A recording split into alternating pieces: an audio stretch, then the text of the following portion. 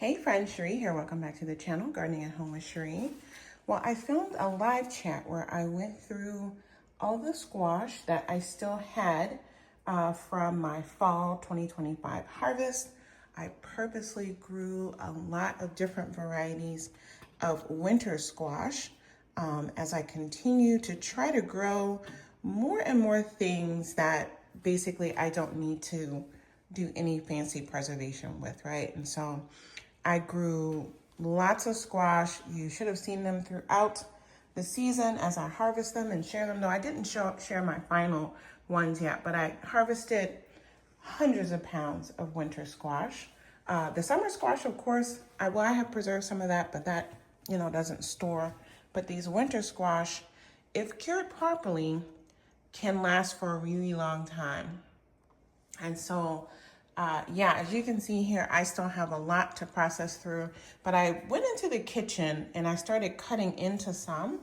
I've eaten already, we've eaten a bunch of them, but now I'm at that stage where I want to go ahead and cut open and process most of these within the next few weeks, just so I don't have to keep paying too much attention to them. I might keep one of the, a few of them, just to really document how long they last. My understanding is many of these should last for 9 months that are still left, like these pumpkins. This is squash. I forget the name, but it's one of my favorites. It's so beautiful too. Still have a banana melon, very firm. And so, yeah, as I test to make sure that I'm storing things properly, that I've cured them properly, I'm also documenting, what they're like at the stage that I cut them open. So I decided to quickly bring you along as I cut open a few, because I just cut into one of the big pumpkins and the color is magnificent. And so I just want to share that with y'all. So let's head into the kitchen. So here's the first one that I started cutting into today, y'all. And I cut into it, I saw that color and I was like, I gotta share this. Look at that, it's beautiful. I tasted the pumpkin raw and it was very good. But I cannot wait to roast this. I think the way I'm gonna preserve this one is to roast them and then plop them into the freezer. I was considering freeze drying them, but if I go ahead and roast it, then they're like ready to use for a meal. So let me finish getting this one cut, but you can see, the flesh is still very moist. This little intersection here is very moist. Oh, I'm definitely gonna be growing a lot of these. I'm gonna try to grow anyway, a lot of these this season. But let me get the rest of it cut. Then I have another one. I'm gonna go ahead and cut both of them. I need that shelf. It's the main reason why I am going ahead and preserving, getting these things preserved. I can see, I have the evidence that they are lasting long with when I know when I harvested them, I know how I cured them, and I can see that they are still going strong. So I'm going to try to repeat this in 2026 with even more so that I can really go that full stretch of the year with having them. And like I said, if you've seen my videos, you've seen that I harvested way more. We have been eating them. These aren't things that I just harvested and I'm just holding on to wait and see. We're just eating them gradually, and this is what I have left. All right, let me finish cutting. And look, y'all, as I'm cutting it, I can see that a few of the seeds have started to germinate on the inside. So I'm going to be scooping out all the seeds. I don't think I'm going to save any of these this year because I didn't isolate, any of the blossoms. And I grow things very close together. I grew a bunch of different kind of pumpkins and squash, winter pumpkins close together. So I don't know, if they're going to be true to seeds. I'm not going to bother saving these. Plus, I have plenty of these seeds. Maybe this year I will, grow this one in a separate part of the garden so I can get more seeds of this. I think I might do that with a couple of my favorites. My garden is pretty big, over an acre, so I can put things in different corners to separate them. So maybe I'll do that, but yeah, sprouting inside. Okay, so here's the first one. I'm gonna put this in the oven just like this with the skins on. I've already cleaned it. And if you saw my videos, you will see the squash starts a totally different color, and then it ripens to this kind of orangey brown pumpkin color on the exterior. The skin stays hard the whole time. And the inside, I mean, I'm so excited at how moist it is on the inside. I have one that I'm gonna cut into that I'm a little bit nervous about, that maybe I went too long. It feels like it's lost a little bit of weight. I did weigh all these also, so if you look back at the videos, you'll see I probably told the variety and the actual weight upon harvesting. I did document all that and shared it in videos. And so, yeah, I'm gonna get this one in the oven roasting. I did look back real quick, and if my memory serves me correctly, this may have been the first pumpkin on that side of the garden to actually form a fruit. I don't know if it was the first and only to have had a flower. So I might go ahead and save these seeds, at least some of them, and just try to regrow it and just see what happens. I mean, I have plenty of space in my backyard to do it, so why not? So I might do that. We'll see. I have a lot that I want to grow this year and a lot of new garden designs that need to get done. So we'll see. But I'm going to hold on to a few for sure, because that was a lot. It's a very seedy pumpkin, which is kind of cool. I think if I had harvested earlier, I probably could have also roasted these and made some pumpkin seeds. But since some of them started sprouting already, it's like the plants know that it's time to grow. Maybe because I moved it up to the dining room from the cool area in the basement where they were stored. Maybe it got warm enough and they decided to germinate. I don't know. Here real quick, I pulled my onions up because same thing, a few of them started sprouting. So I went through, I'm gonna use these last ones today. I pulled out all that there were a few, there were probably like a half dozen, well, maybe a dozen even, that has started getting soft. These are the ones that I have left. So I used up the big ones first, eating them, cooking with them, preserving with them. And I saved the babies for last. And so I'm gonna deal with those also, and just go ahead and get them used up so they don't go to waste. But anyway, let's get back to the pumpkin and squash. So let me get this moved over, and I'm gonna cut open maybe 2 or 3 more with you all.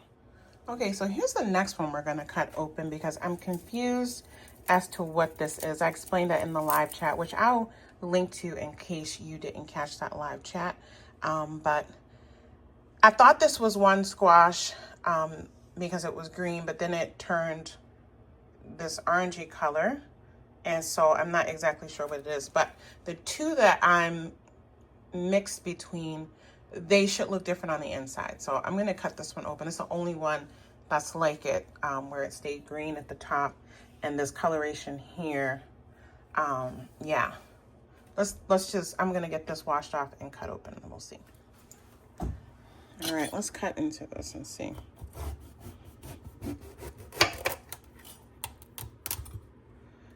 Oh, so this, okay, this is, I think that's why I did it, okay, huh. This was one, I think it didn't grow fully how it needed to. Like it wasn't mature enough when I harvested it. So that's probably why it looks like that. Look at all these seeds. I thought this was let me show you what I thought it was.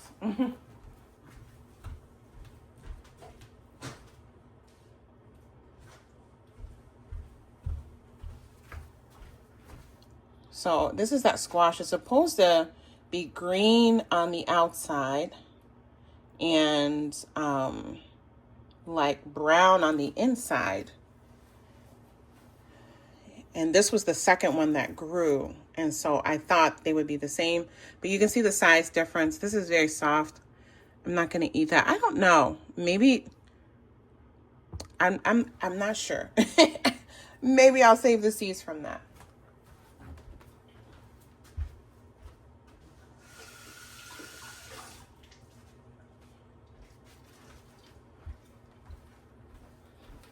I'm going to cut this one open at the end.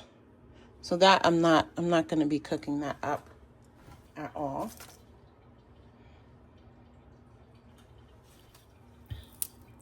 Okay, next up we're going to cut into, this is one of those honey nut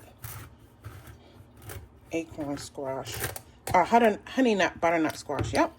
Oh, that's perfect. Wow, I cut through most of the seeds, but that's okay. Wow, it's still perfect. We already have eaten a bunch of these. I harvested a bunch of these. They stay the size. Perfect for like a side dish or like a personal size if you're just doing, you know, this is the main part of the meal. Yeah, that looks great. So I will put this over here because I have a few more of those. I'm gonna go ahead and cook that up for my lunch today. These are so sweet, so delicious. And I got so many of these. They grow so much faster than like the big butternut squash, which I do have one of those left, but I just got a lot of those. And again, I shared them throughout the season. What am I doing? I need to cut this off first. Yeah, see, this is the Seminole pumpkin. And again, I talked about why this is shaped like that in that live chat. These have been great, and they preserve beautifully. I mean, this is perfection. Perfection. And the wonderful thing about these, like if you don't grow, like say you just wanted to grow this one right, this might be one again that I'll isolate and I'll put in like one of the four corners of the garden because it'll be so far apart from the main garden if I want to grow a bunch of these to get more seeds. Because I mean, look how many seeds you get in these things. And these are delicious. These to me taste more like a mix between a squash and a pumpkin. They don't taste like pumpkin. This one either. I mean, this doesn't have that like mushy texture of a pumpkin. It has more of the texture of like butternut squashes. Okay, and then this is the last one I'm gonna cut into for y'all today, and then I gotta get back to work and focus. So this is the one that's supposed to be, nope. I don't know what this is. I thought this was a squash that was gonna be brown on the inside based on this location, but this looks like a butternut squash. Huh. So I probably never got anything from, I'm gonna look back at the video. This is the butternut squash that was growing next to it, which again, I didn't realize was gonna ripen to green. I think the picture showed it orange. Huh. Well, we'll give this a taste. I only got one of these, but these definitely don't necessarily look like the same thing, so I don't know. I think this is probably that ayote squash that was supposed to be exactly brown on the inside. And this is the other squash the vine came over. That's probably what that is. And see, I was thinking it was the reverse. So this has a very, very long grow season. And I think I probably should have eaten this sooner. Or tried it sooner. Because now I just feel like that's too, I don't know.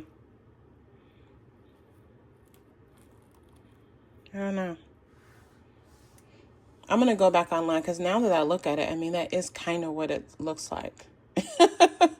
So maybe that's fine. We'll see.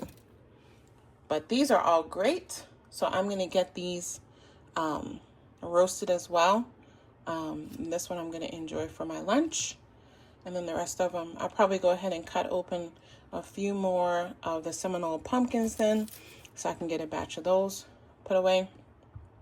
But yeah, just wanted to share with you all what the current state of the winter squash / pumpkins look like. I'm going to come back. I'm definitely going to, again, if you watch that live chat, you'll see all the squash. I still have my Big Mac squash to cut into. That's a 34-pound pumpkin. That's the biggest one that I grew.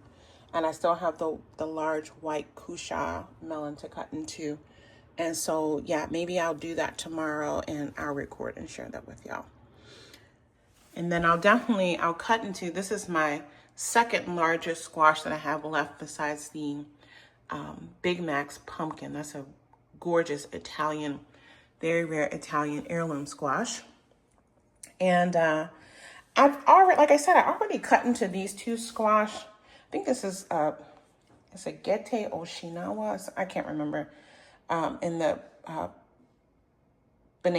pink banana squash. I've already cut into these and I recorded videos that I never put out because I think they're from my cooking channel. But maybe I'll put that footage the next time when we come in to cut into some more squash. We'll see. All right, y'all, take care.